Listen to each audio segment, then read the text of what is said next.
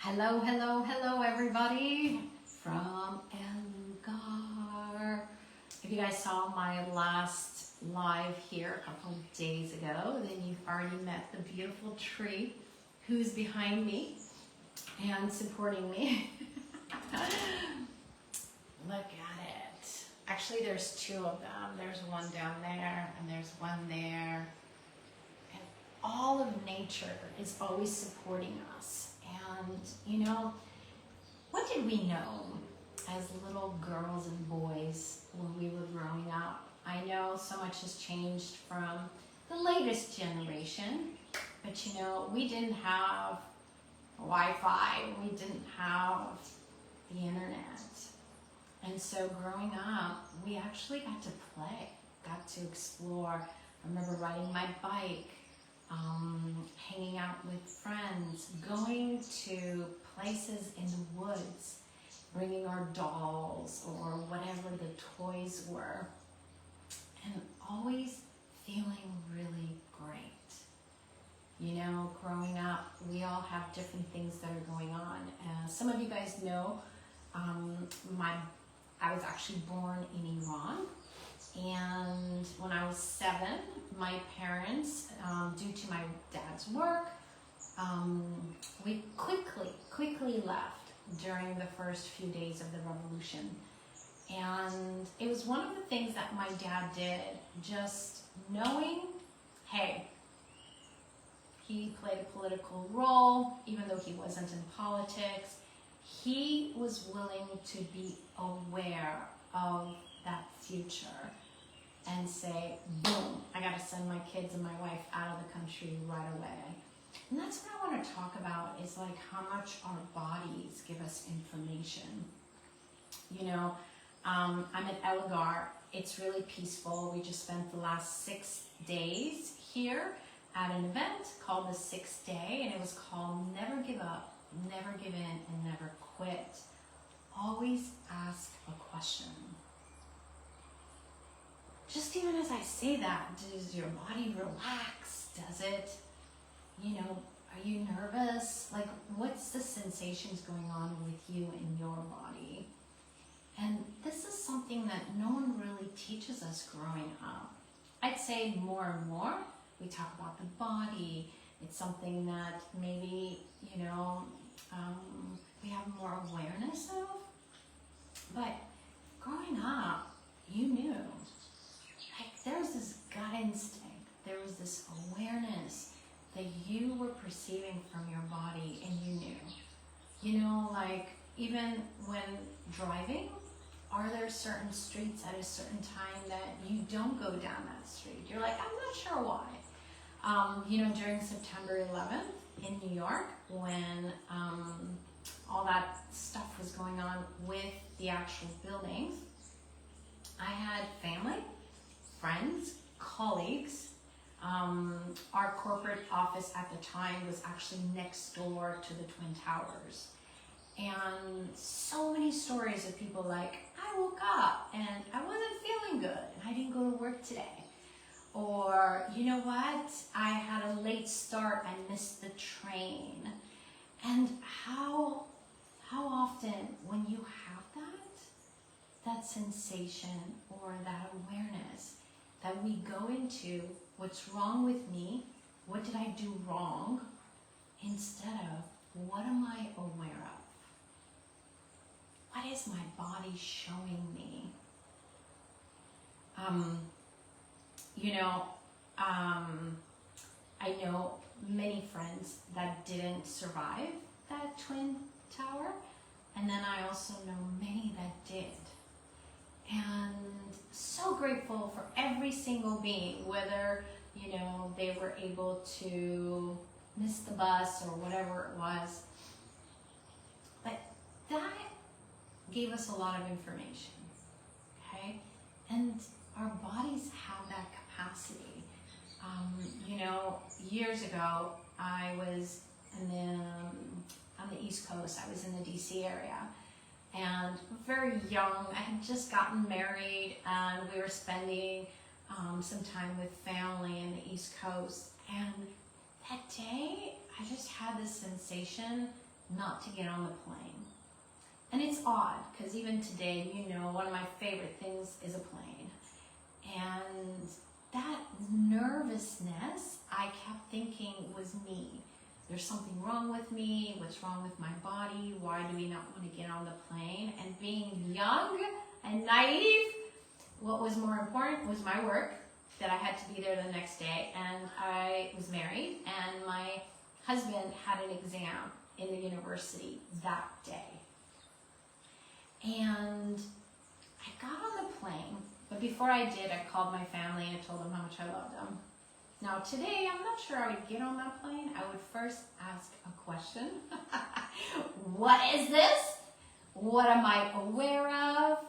Does it even belong to me? And good evening. And you know what's interesting is I spent the whole flight. I was going to California, LA. So more than 6 hours. I was like, what is this? You know? And I landed. And I was like, why was I so nervous? What was going on? Everything was calm. We went, back then I had a bunny, Thumperita. We went and picked her up from the babysitter. We went home. And by the time we got to bed, it was about 11:30 at night. And guess what? At 4 in the morning, we had the biggest earthquake that ever hit Los Angeles. Yeah, that's what I was aware of. That's the information my body was gifting me. My body was aware of the frequencies of the earth. And we don't recognize this, but so often the earth is talking, asking for help, and we are ignoring. We make it be it's a problem instead of this capacity that our bodies have. And you know, it's interesting, the building that I was living in was built in the 1970s, and it was one of the few buildings in the area that survived. All the new buildings actually didn't. They crumbled. This particular earthquake was multi-directional. So earthquakes, most of the time, they're built, the buildings, so that it sways. Like hospitals, buildings, they sway during an earthquake. This earthquake was multi-directional, so it was going this way, where the building can sway, but it was also going this way. So it's as if you're going north, south, east, and west. And that's why so many things crumbled, because they could not handle the multi-directional. And it was interesting. Like today, would I have gotten on the plane knowing I had that? Maybe, yes. I would have asked questions. But it's turned into a different kind of conversation with the body. Like truly, what is your body sharing with you? I was lucky. I was in a building that was earthquake proof and survived that particular earthquake, you know. But it's not just about the earthquake. How often does your body tell you not to go down the street? How often does it tell you not to go to bed with somebody, you know, have sex with somebody? How often is your body trying to tell you not to get involved in that business transaction? How often is your body telling you not to hire the person you're going to hire? So, you know, it's not just this one thing. Our body, we don't call it our best friend, but it really is this best friend that's with you. It's part of your communication system with everything.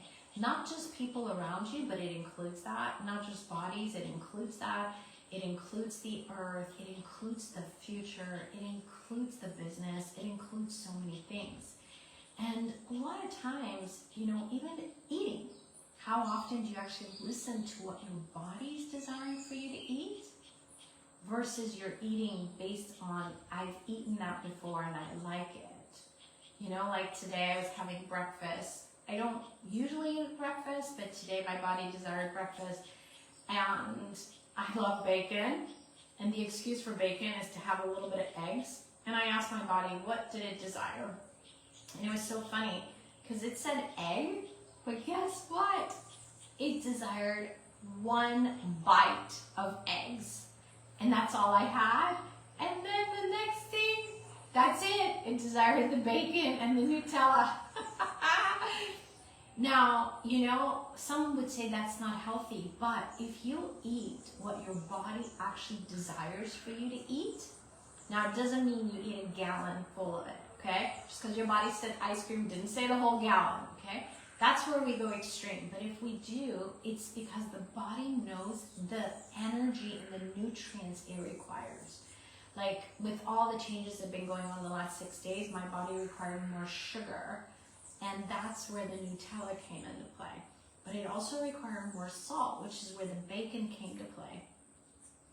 The eggs, I'm not sure, maybe protein or whatever, but it was interesting because I don't usually eat eggs. And when I even had them put it, I had them put a little bit. Even from that little bit, I only had like 1.5 bites. And I knew my body was like, that's enough. But also, all parts of your body. You guys know I'm a facilitator of a program called Conscious Vagina. Conscious Vagina is not just for ladies. It really is about inclusion of your body. Allowing your body to communicate, having communion with it, but allowing you to also use all parts of your body, not from the judgment aspect of it, but truly this best friend and ways that you can really generate, create, and bring things to fruition. And yes, whether it's your vagina, whether it's your penis, that's a taboo. I'm not even supposed to be talking about it, but this is why I'm talking about it. The more we make it a taboo, we cannot use it. We cannot use it to our advantage. If anything, that's where you start to notice different things going on with your body. Notice when you ignore the signals of your body, how much do you have pain? How much do you have intensities? Now, pain and intensity aren't the problem because they're usually showing you a capacity that you're either resisting or reacting to or avoiding. It's like, you know, when you put like some pressure in a bottle, right? That pressure, and then it goes boom.